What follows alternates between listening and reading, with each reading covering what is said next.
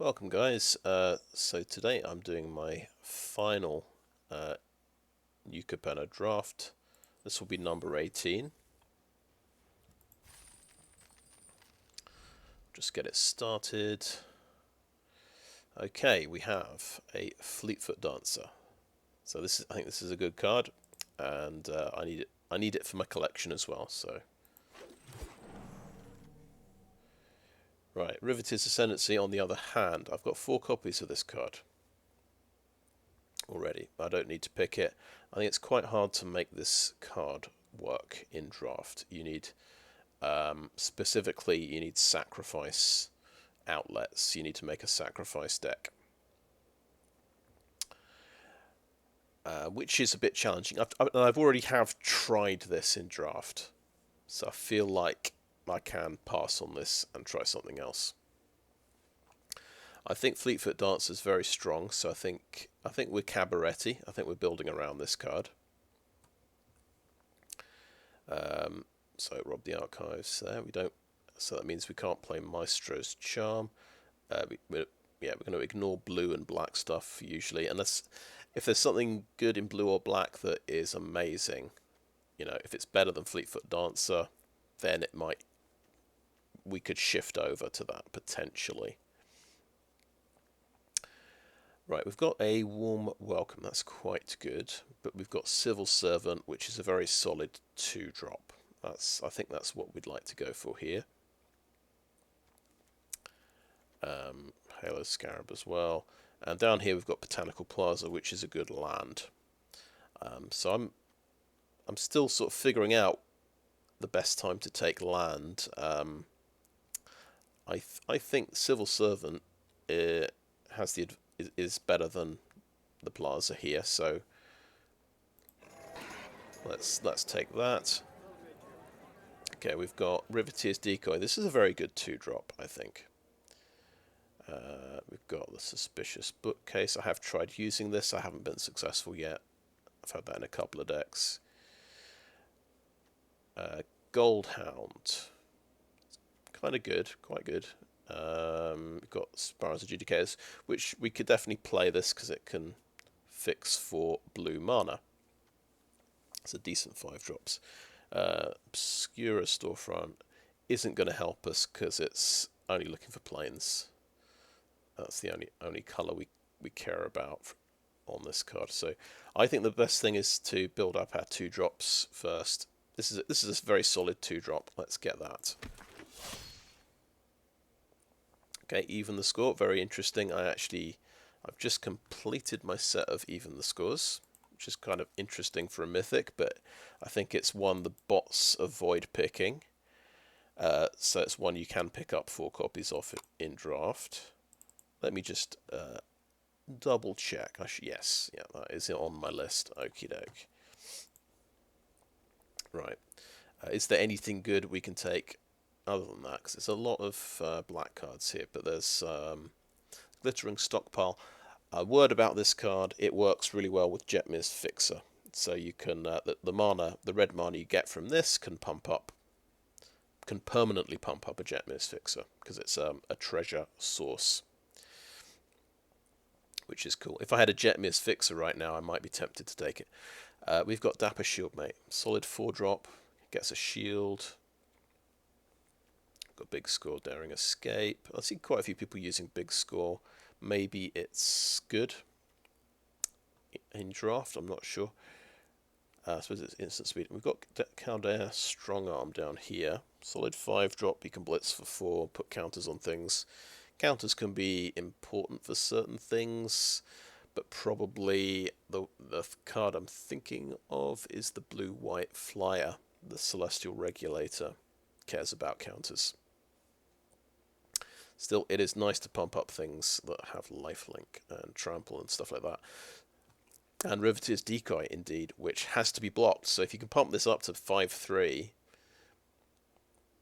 and make him lose a 2/2 creature, that's quite powerful.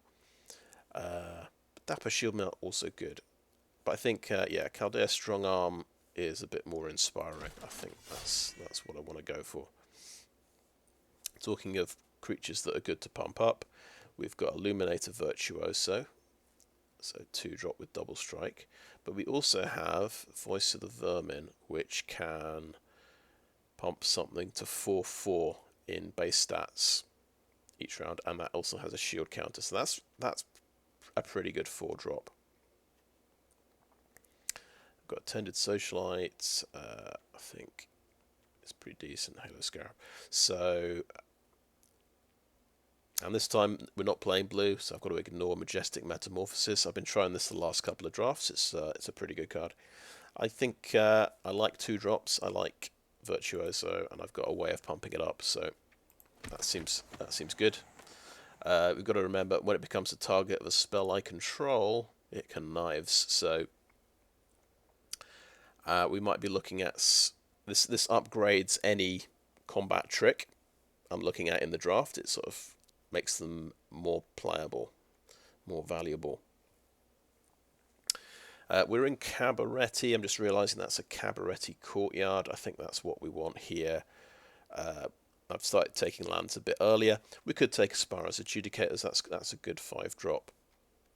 Could take Socialites, and that's a decent 2-drop. But I think we get the Courtyard when it's available. Okay, Sky Crier. See, that's a cheap flying lifelink we could pump up. That's a good argument for Sky Crier. Otherwise, I guess it's a little bit uninspiring. It's a little bit weak. And then there's the Jetmir's Fixer. What it looks like we're doing here, we're kind of going green-white early on, splashing red, because we've got Civil Servant. I think we're a Civil Servant build,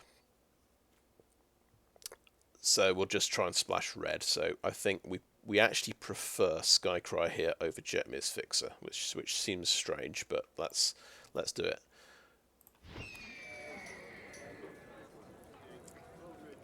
Okay, Refuse to Yield is a combat trick, and as I said, it's better now because we've got Illuminator Virtuoso.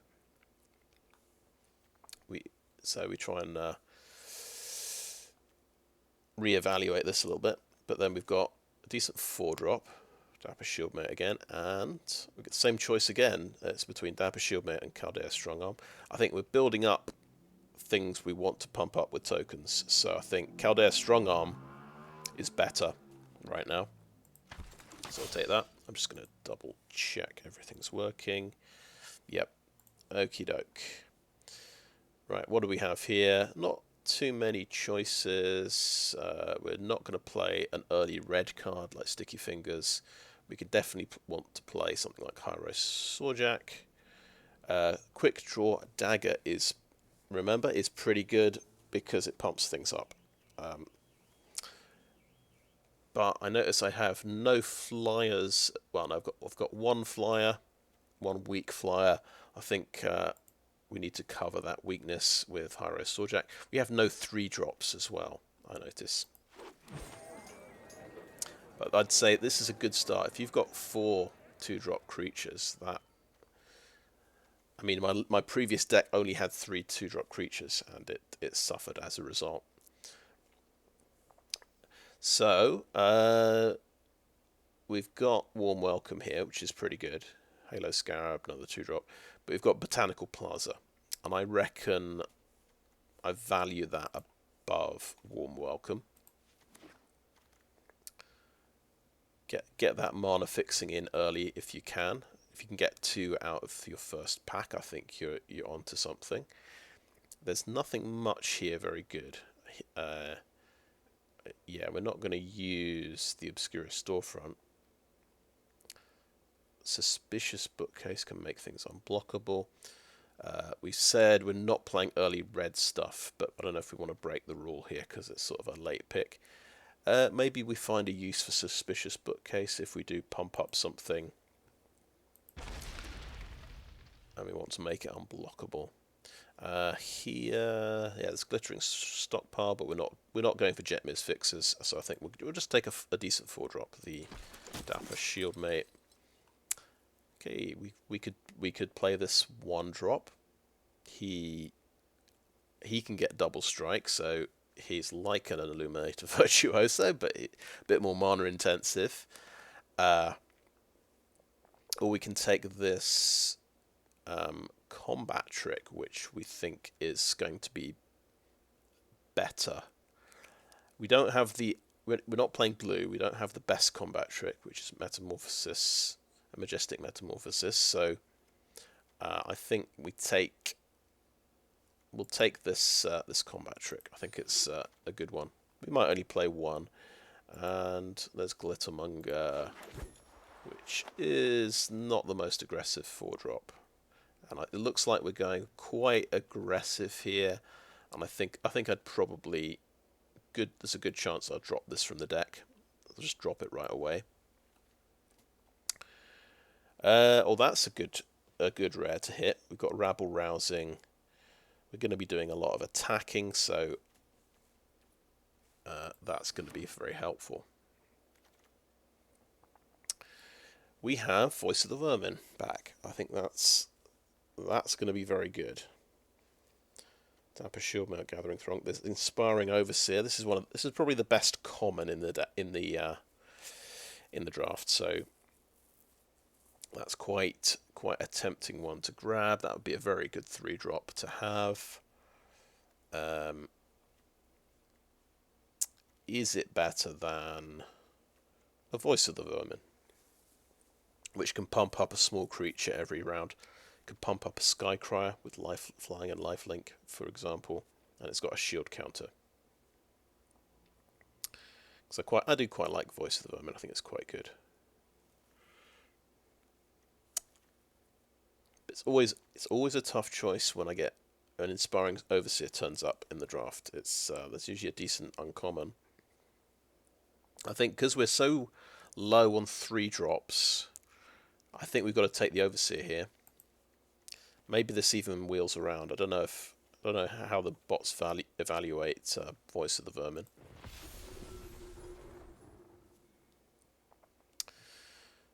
Right. There's a Cabaretti Charm. We like this.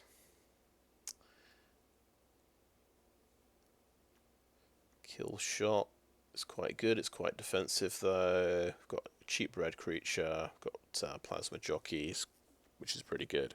Yeah, it's Cabaretti Charm.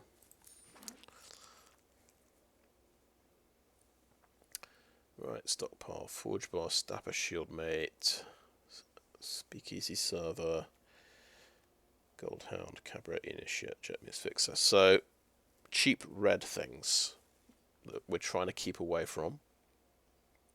Got a cheap green creature who could be quite good when he's pumped up, but he's also very likely to wheel around and be one of the last picks. So if we take, there'll be he might be in the last 3 cards. I think he'll wheel around. I think we've got 1 Dapper Shieldmate already. I think we take a Kill Shot here. I feel like this card is quite defensive. It's like you want to be on the front foot attacking all the time, right? And this seems like you're conceding something. But I think we've got to be realistic. Other people are going to have impressive creatures. It's good against Security Bypass as well. That's quite a popular one. Got to take the Kill Shot here. Okay, I see a Cabaretti Courtyard. My eyes are drawn to that, and there is not a great deal here. Combat Trick, Capenna Express, Wrecking Crew is quite good. Yeah, take the Courtyard.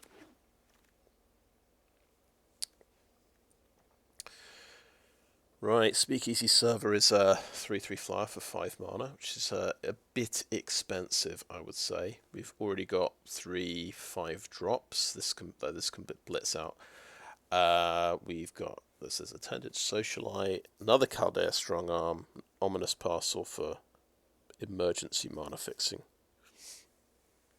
So it's between these 3, I reckon.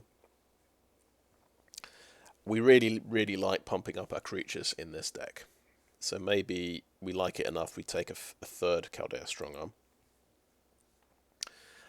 We've got, let's see, 4 2-drop creatures, 5 including the bookcase. Yeah, I think I'll take the strong arm though. I think I can get away with it. Famous last words. Right, we've got Cabaretti Charm again. It's removal, it makes creatures, it can pump the team. We've got Rakish Revelers, which is mana fixing. And another 5-drop creature as well. I think I'm going to go for a second Cabaretti Charm. Okay, I see a Civil Servant. I can't be anything better than a Civil Servant. No, let's take the Civil Servant. Buy your silence. 5 mana removal spell or Ominous Parcel for a bit of fixing. We're getting to that stage where I've only got 3 fixing lands. Ominous Parcel starting to look good. Is it better than a Buy Your Silence? I think we might see another Buy Your Silence. I'm going to take the emergency fixing.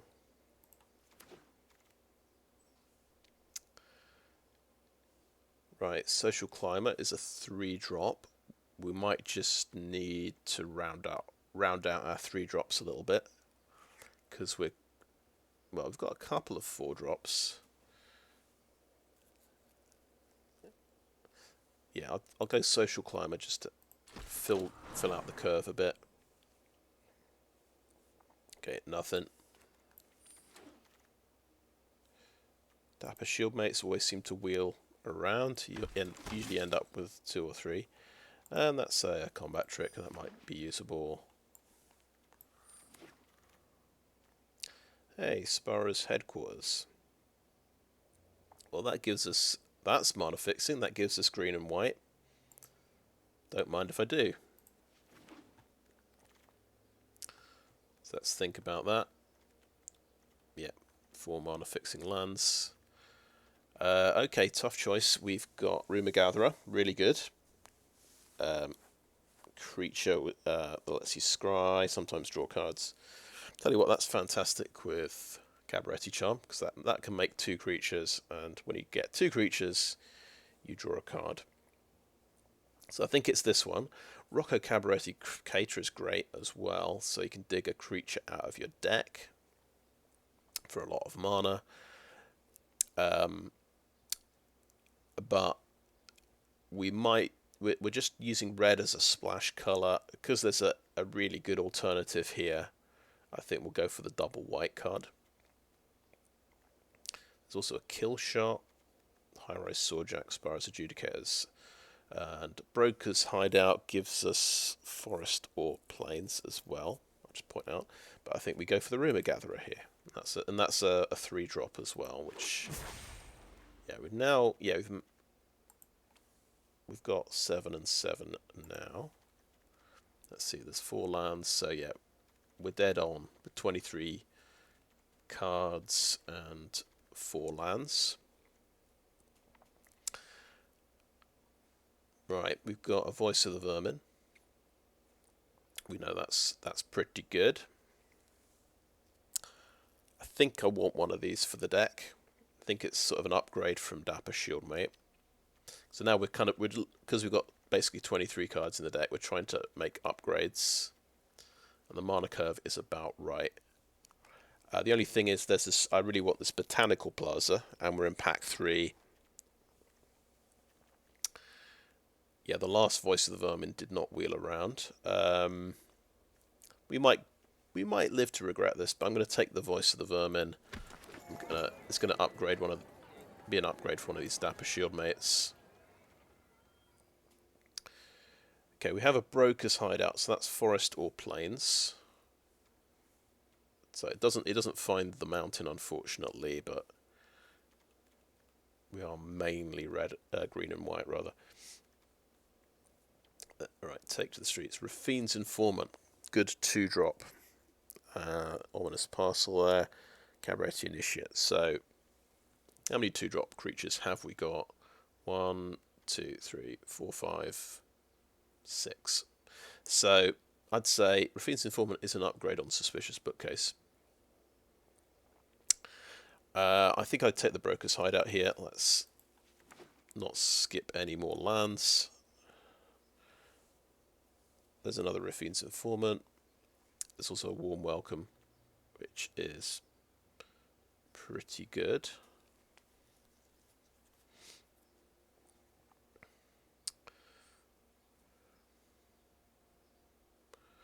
I think Raffine's Informant is better than Warm Welcome. I think it's... And yeah, we'll replace the Suspicious Bookcase here. Right, but we've got a Civil Servant in this one, which is even better.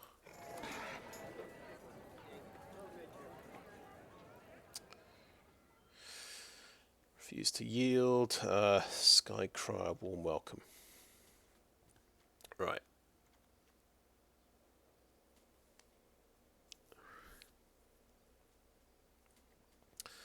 Now, in terms of combat tricks, I think because we've got a creature here, the Strongarm, the Voice of the Vermin, these guys are pumping up other creatures. I think we don't need to devote cards to actual combat tricks.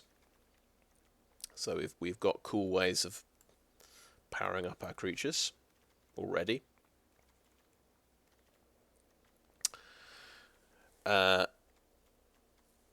So what does that leave us on?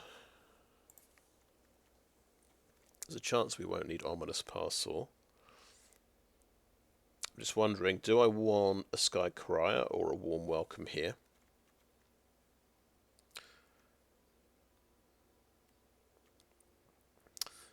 Would we want to replace Social Climber with Warm Welcome is what I'm thinking.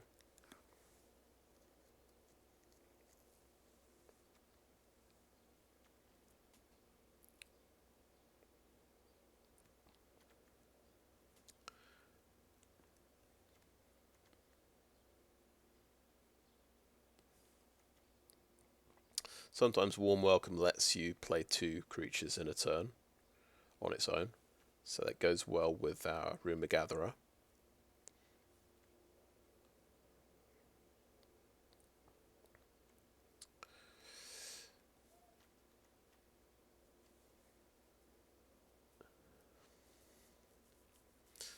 Maybe one Sky Crier is enough, because it is kind of weak in terms of power and toughness.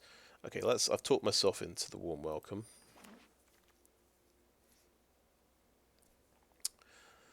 Okay, there's Courier's Briefcase, which is a bit more mana fixing. But there is a Racer's Ring, which is that's going to help us get our red. I think we just take that.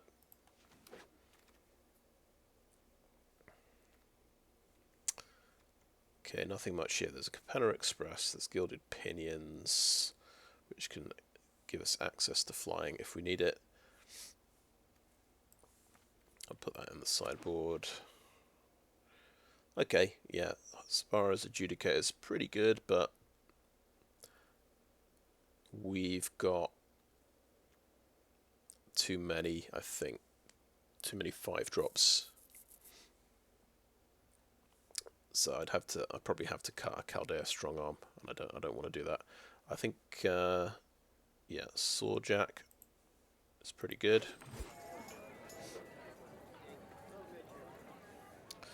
Bias Silence or Rocks Palmer. I think Bias Silence is better here. Cabaretti Initiate. Okay. Halo Scarab. So yeah, back 3. I think the lands, the fixing lands, did dry up a little bit there. We might have to play Ominous Parcel. We'll see. We've got okay. We've ended up with 6 fixing lands. That's quite a healthy number.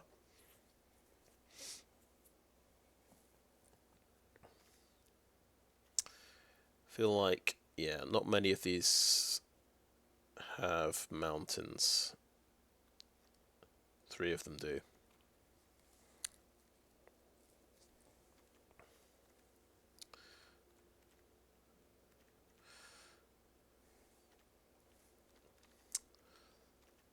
So, do we need Ominous Parcel is a question.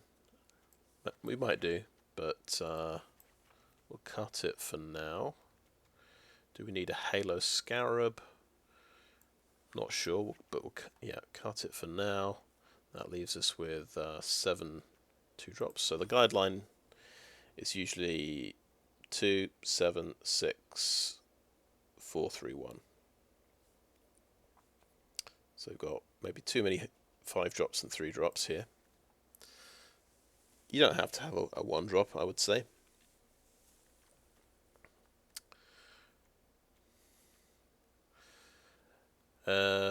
Yeah, too many 3-drops, so I guess Social Climber's the odd one out.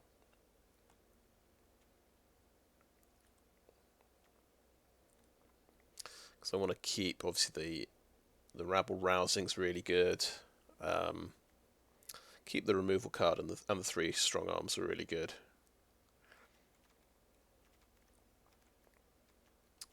We've still got 6 fixing lands. I think we're maybe a bit short on red.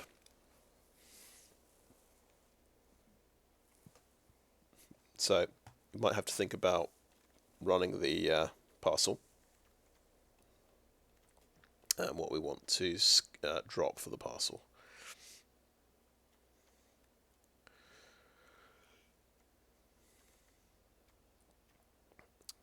Anyway, I think that seems to be a deck.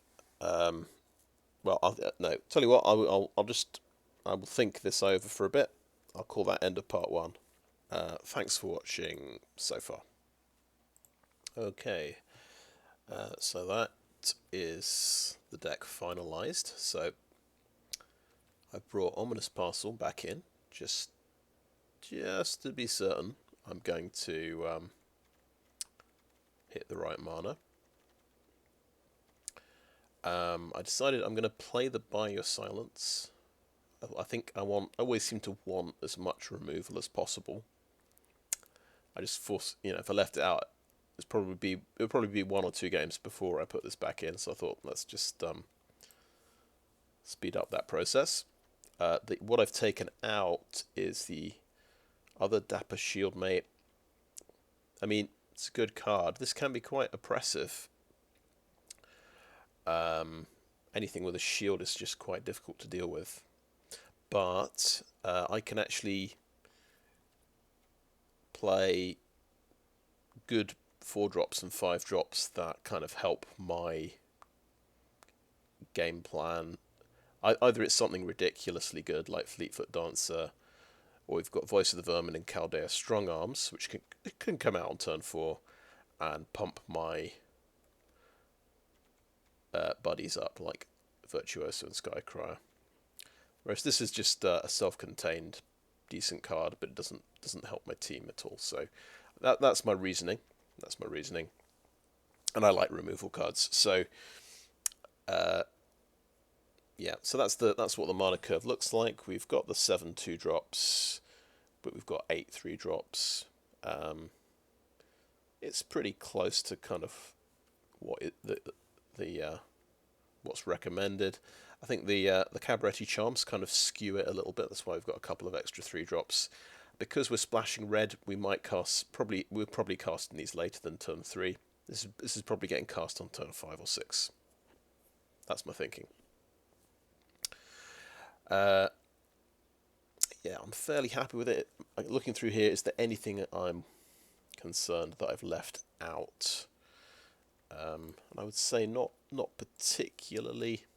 I think I've got a decent set of stuff here. Yeah, I think it's right to just cut the combat tricks here, because we've got creatures that do the same job of boosting our team up. I mean, to be fair, at sorcery speed, but that's fine with me. Yeah, I think I'm good to go with this one.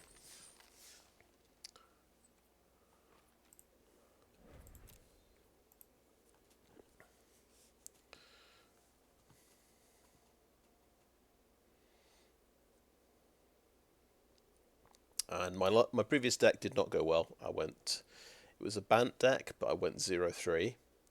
And I just was very weak in terms of 2-drops. I think I only had 3 2-drops. And they're all like small ones. And that's, I kind of just got, I faced 3 really strong rollouts of creatures.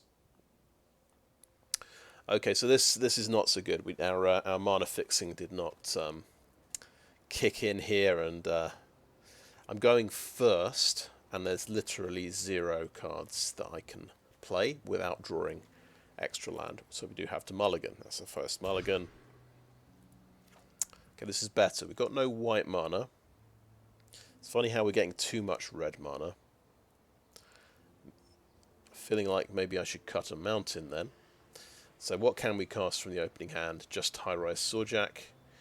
So we'll keep 6. We're 1 white mana away from Fleetfoot Dancer. That could be big for us. 1 mana away from blitzing this out. I think we're 2 away from Buy Your Silence, and we need a white mana for that. So we'll cut that one. So that is that's not a good start. That's wasn't expecting the mana fixing to be quite this difficult, but and that needs white mana as well. So now I immediately want to cut a mountain and put in an extra plains. That is a rollout, isn't it? 1 drop, 2 drop. So he's doing well. And he's going for Raffine's Guidance, and he can pump this up and make it unblockable. But well, not unblockable, but I can't trade with it anymore. Yeah, that's exactly what he's going for. 4 damage. Boom, straight to the dome. It's a fast start, and I draw something I can't play. So yeah, we got mana screwed. So yeah, it happens, and my opponent had a fast start.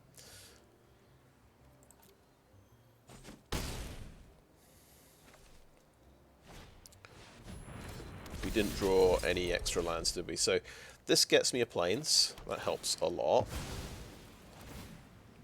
He's now on to sort of extra evasion kind of plans. It's funny though, if he gives it flying and I block a flyer, this becomes a 4-3. That's quite funny, really. Let's see if he does that.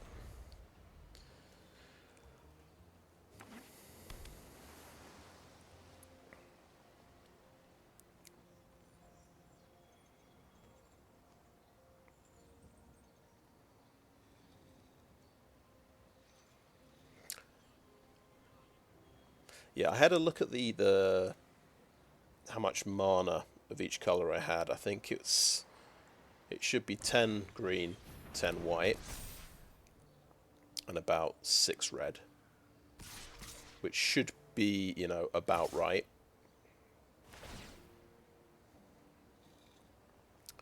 That one's getting the flying.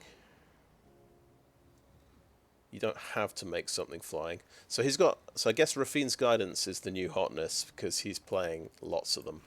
So I'm going to take 7 damage. I'll block there. Let's see if he's got some kind of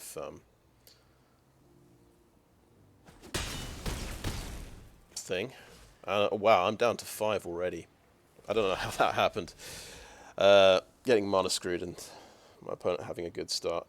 Right, Fleetfoot Dancer could haste out and gain me 4 life points, but he might have kill shot, and then I'm dead. Well, then yeah, then I have to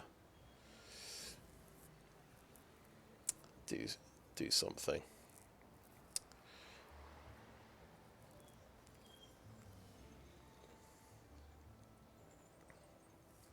Right, do we rely on kill shot here? I could play a Fleetfoot Dancer as a blocker.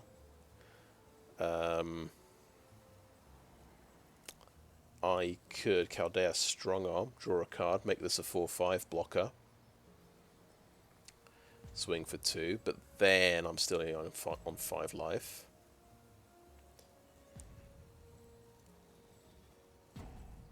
If you kill shots the Fleetfoot Dancer, that's the problem, isn't it? So I'll just try and rely on kill shot myself here and try and kill Raffine's Informant. He's got unblockable exotic pets. So I played another deck like this. Is that okay? So that's getting taken out. Okay, sure. It's just brutal. Unbelievable. Right. So that is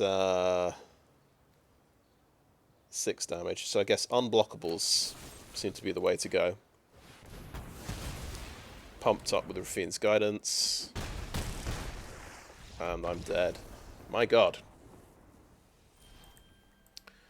Right. How do we address this?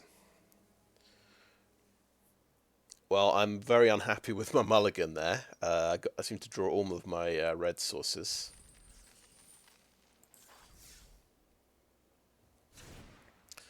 Maybe this is a risk having 3 mountains. I want to cut one of these mountains. At least one. It means we only have 5 red sources. We might struggle to find red, but we'll try and rely on the ominous parcel to get us red if we need it. I think we have actually quite a lot of white. 5, 6, 7, 8, 9, 10 white. 3, 4, 5, 6, 7, 8, 9. 9 green and 10 white. Now, my reasoning to have more white was because we've got Rumour Gatherer.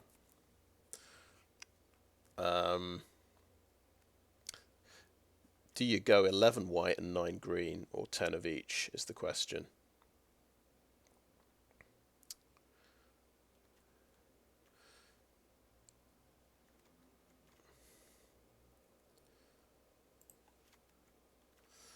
I'm thinking it's 11 white, 9 green, and 5 red.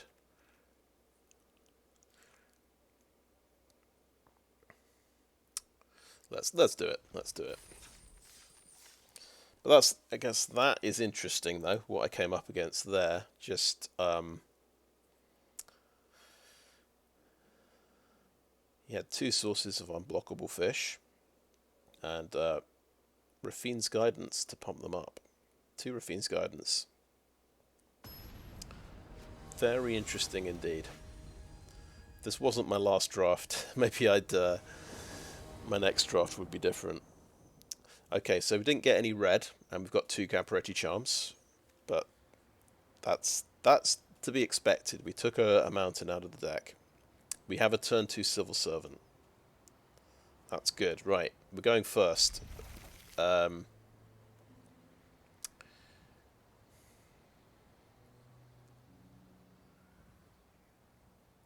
It's not a good hand. It's, yeah, 2 Cabaretti Charms that I can't cast. But at least it's my 2 main colours. I'm more likely... There's only 1 card I could top deck that would be bad. Right. I think here we want to get rid of the Cabaretti Charm. I'm going to play Raffine's Informant.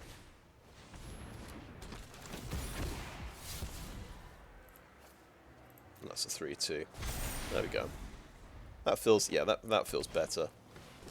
This is another good reason for Raffine's Informant. Oh, we actually hit a mountain. Incredible. Play a mountain, swing in casually, and we could combat trick to win this.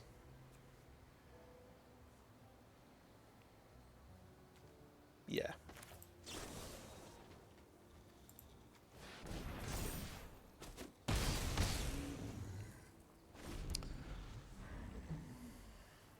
Was that worth doing? I don't know. It felt funny to do. We've got, so we could blitz out Caldaia Strongarm And make this a 5/4.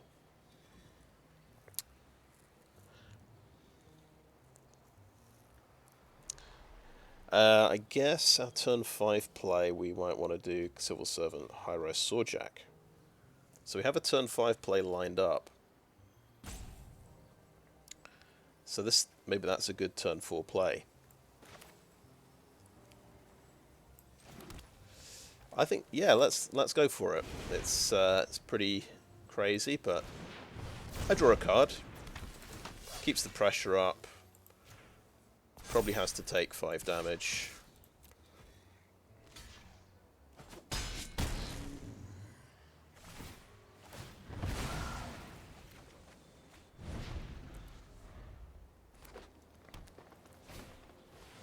Okay, he's got more Death Touch. Fair enough.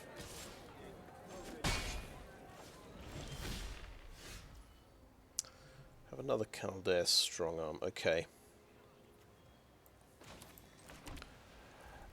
He's going to pay for Death Touch, and I'm going to say that's fine.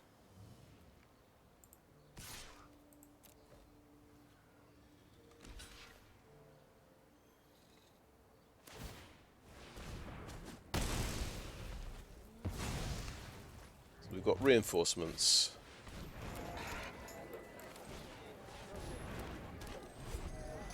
And that's a citizen, so I could swing in with a big life linker here, potentially.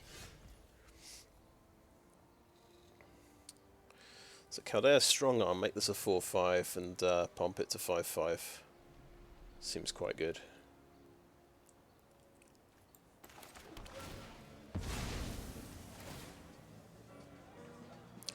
Courtyard at 4. Do we need another mountain? Not particularly. Let's get a plains.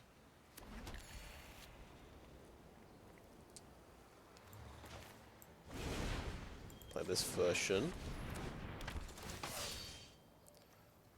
Keep the pressure up, and then this can attack and get pumped up by the Sawjack, right?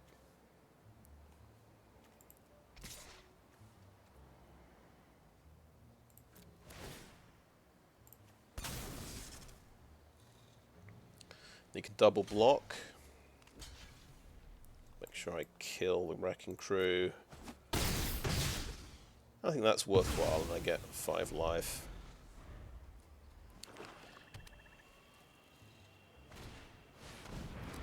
But he's got stuff as well.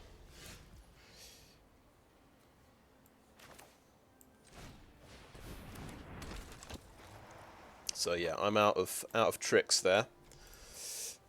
Not sure trading the 5/4 for his Death Toucher was a good idea. It sort of felt like, well, I'm not getting through that anyway, I may as well trade off. But yeah, it looks like maybe I needed that guy on the defense.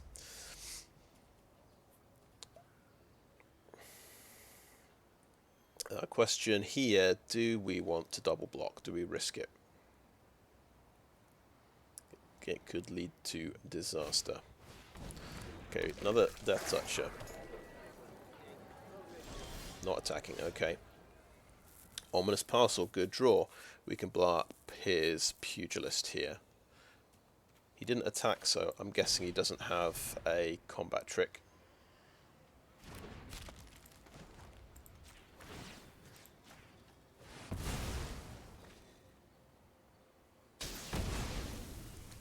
Good, right.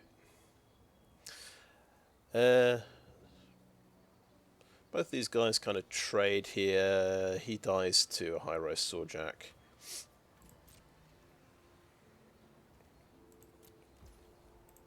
Let's not bother.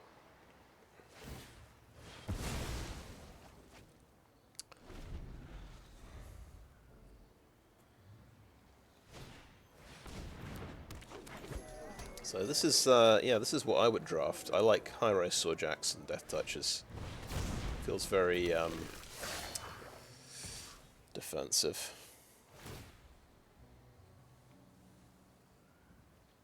Right, well that's got 1 toughness, and this has got double strike, so we block like that. He draws a card. He's on 23 cards. I'm on 22, so I'm still running out of cards first. So I've got this kind of well, I guess a stalemate. We've got a preponderance of blockers on the ground here, so I'm gonna warm welcome here, just on my turn. Ah, Caldaia Strongarm, you say? That can get things going again. Pump things up. Pump up the Virtuoso. Seems good.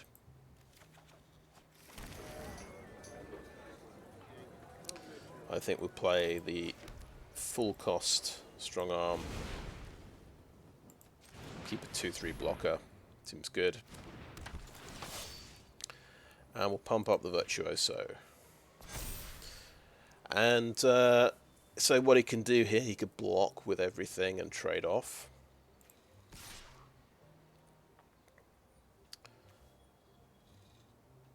I guess these could double block a Strongarm. Do I care about that? Maybe not too much.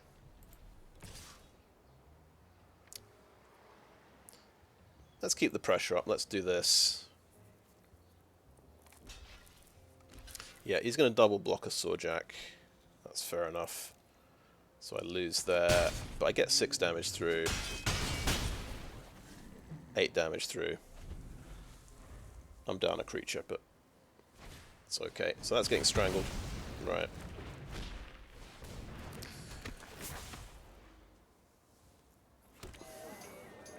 Okay, it's got another 1/1.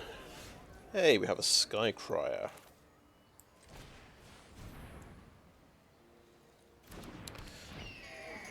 And we have enough to draw a card. And let my opponent draw a card.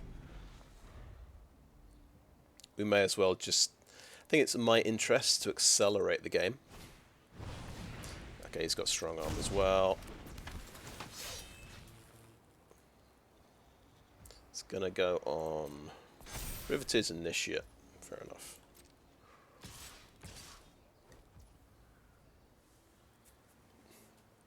Okay, well, we can stop 2 damage quite easily. This guy's more problematic. He'll take down both Strongarms. So I'll block like that.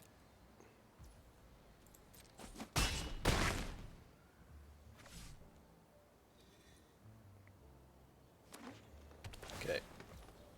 And he's going to draw an extra card.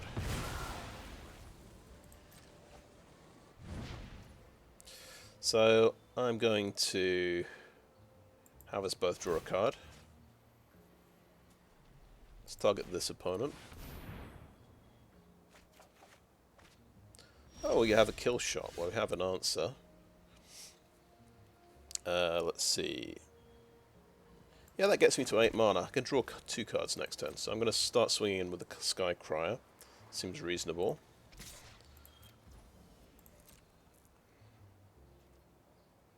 Oh, oops. Yeah, I forgot he had that.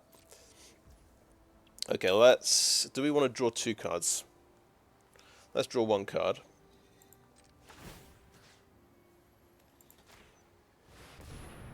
I don't know why, I completely blanked on the fact he had 2 High-Rise Sawjacks. It's funny, I love playing these things because they, you can kill flyers with them, and that's exactly what's happening.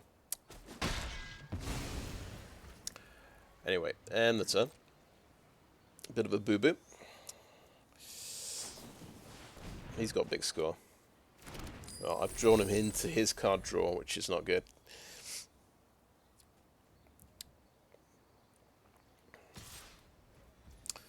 Okay, it's a 4/4 Death Toucher. I think I'm quite happy kill-shotting that.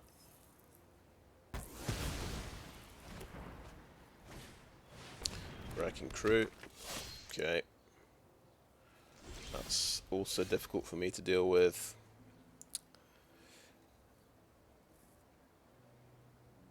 Right, Rabble Rousing. makes 3 citizens. He can still double block a strong arm.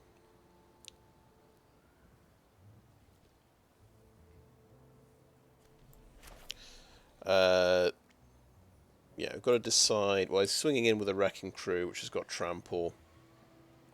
I could block with everything. I'm just gonna, yeah, take this guy out and hope for the best that he, he doesn't have something even worse on its way.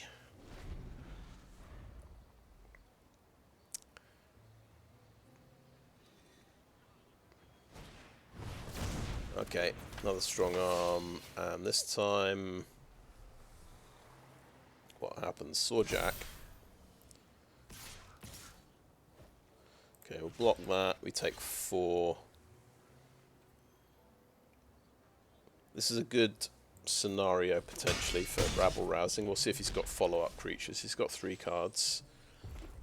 1 land. Draws another card.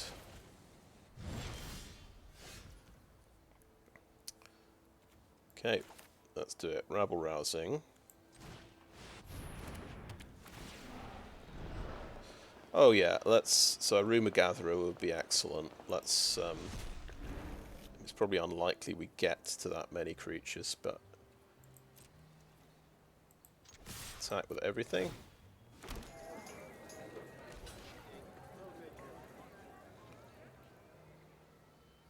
So yeah, he can take out a strong arm, but loses a citizen. Okay, he's gonna... Oh, right, yeah. I am actually putting his life total under a bit of pressure here. Okay. Fair enough. And let's have a Civil Servant as well. So 6 creatures, 2 blockers. So he needs an answer here. He's got more card draw. Land, Wrecking Crew. 3 blockers now. Strangle on that. I have 5 attackers. Can still get 2 damage through and make 5 guys. Okay, I'm going to draw the card off this. Oh, Fleetfoot Dancer.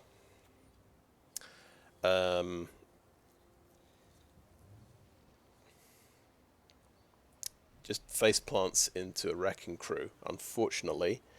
But it does make another 1/1. It means we have 6 attackers. It means 2 damage gets through.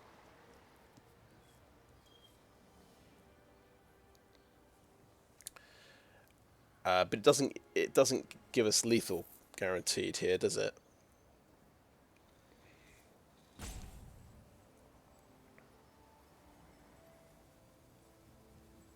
He needs an answer for Exploring Overseer as well.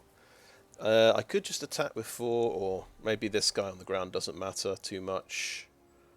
Let's have multiple ways of winning next turn. Let's do this.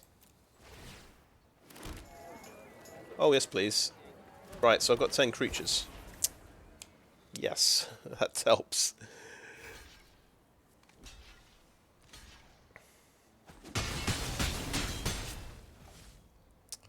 Okay, we could cast that and scry, but I won't. End turn. So, well, we'll see. I think I've won this one. Yep. But yeah, I guess the early pressure did add up there. He actually had a similar strategy with his own Caldaia Strongarms making an appearance. Yeah, 1 boo-boo. I did throw my 1/1 flyer into a Sawjack, which by now I should have figured out Sawjacks could block flyers, but there you go. I think I was distracted. I was thinking about being able to draw cards with my Sky Crier. I wasn't thinking about whether he could be blocked.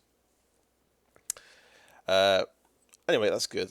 That's my first win in 5 games, I guess.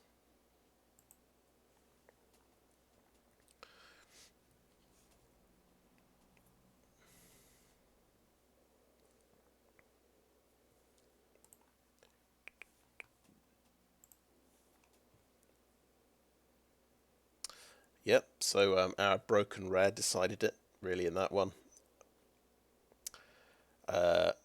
guess what? I was also thinking about attacking with my Inspiring Overseer, thinking it would get through for 2 damage when he literally had 3 reach creatures on the board there.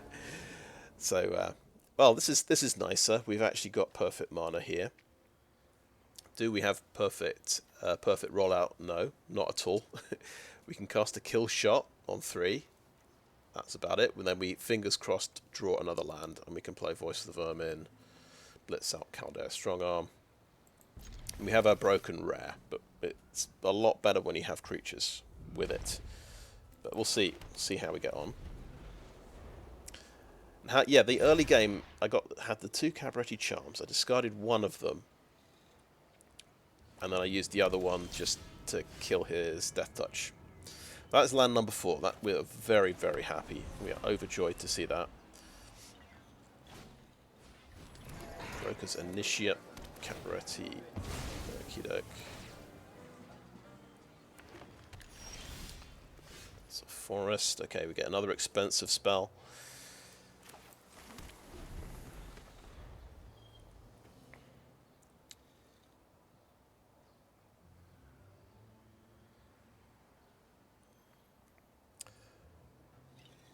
I mean, is it that it's one of the slowest possible starts I can get, I think.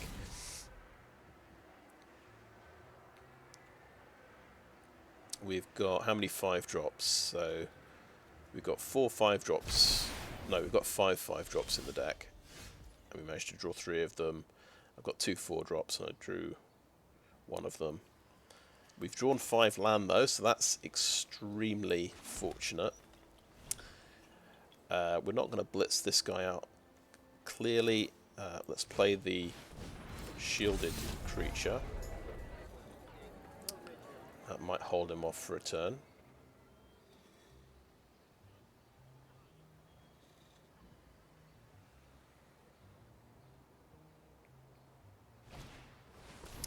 Civil Servant. There's the island. He's not swinging in. We have a slightly cheaper creature. That is good news. Right. We can make a big creature. I don't think there's anything I have to blow up. We could make a Rabble Rousing, attack with a shielded 4/4, and make a token. And then we could attack with 2 the next turn.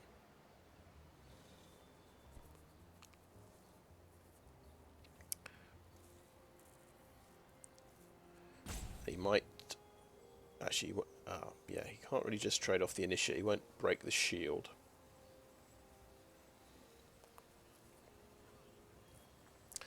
I think he could have a counter spell. That's what I'm thinking here. It would be terrible to get Rabble Rousing counterspelled. I think I'm okay with a Strongarm getting counterspelled. I'll just do the big creature version of this. Make a 4/5. No attacks.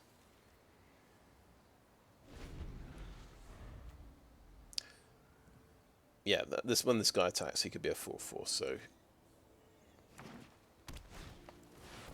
Freelance Muscle. He has a big creature, so this is going to get pumped to 8/8. He's completely tapped out. I think that gets by your silence.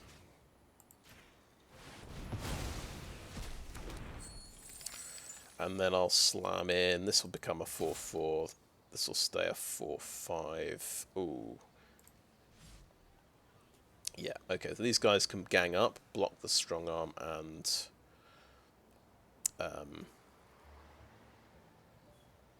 but maybe, are we okay with that? Yeah.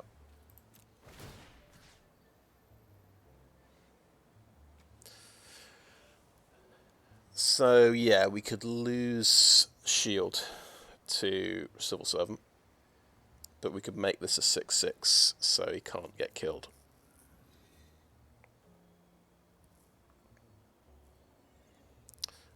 It keeps bodies on the board.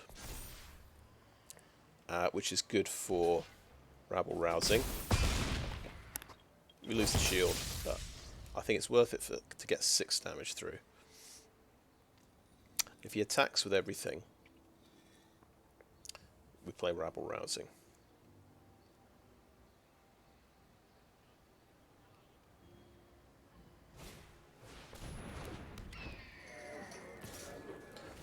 Okay, Citizen, yeah, gain 3 life. Yeah, makes sense.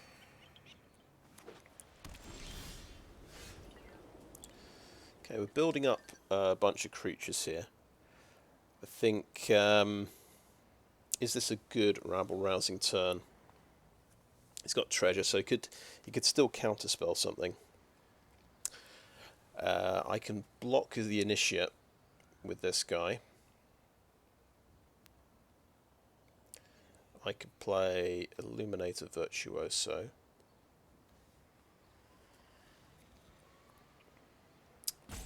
Maybe I discard it. Play Raffine's Informant and discard it.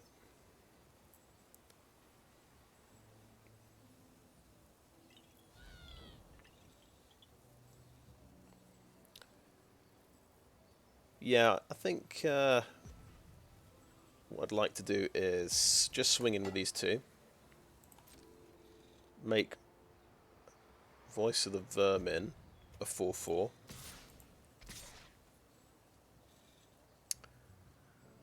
He can't pump this guy up just yet.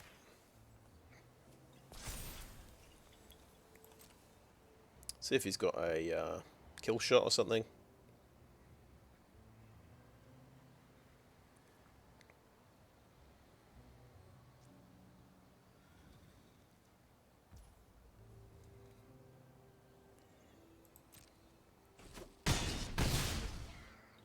Eight damage taken, okay.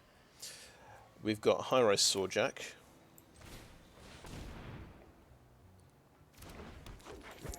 I'll play Raffine's Informant. I'll consider discarding the Virtuoso because we're out of things to pump him up with.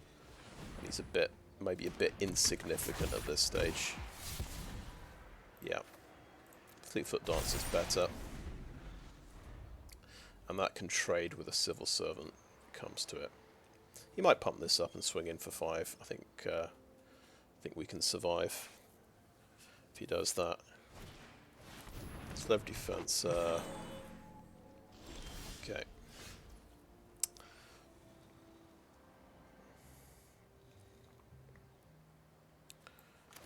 Brokers Hideout.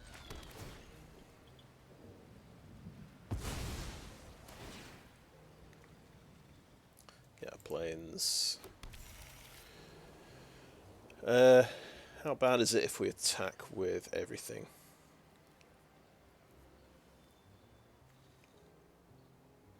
I don't think it's too bad.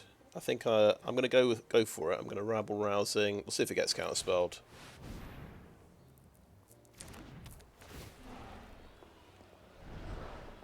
Oh wow, okay. So we managed to get 5 land off the top of the deck. That's probably a very good thing indeed. This needs to be a 4/4.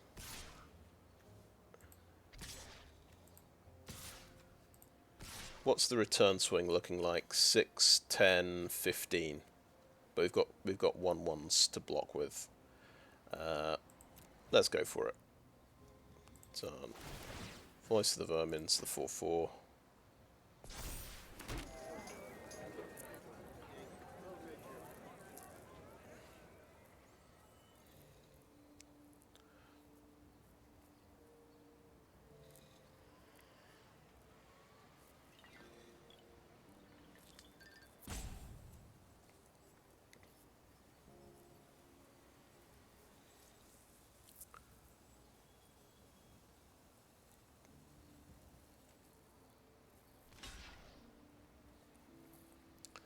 Okay, looking for the trade there. Yeah.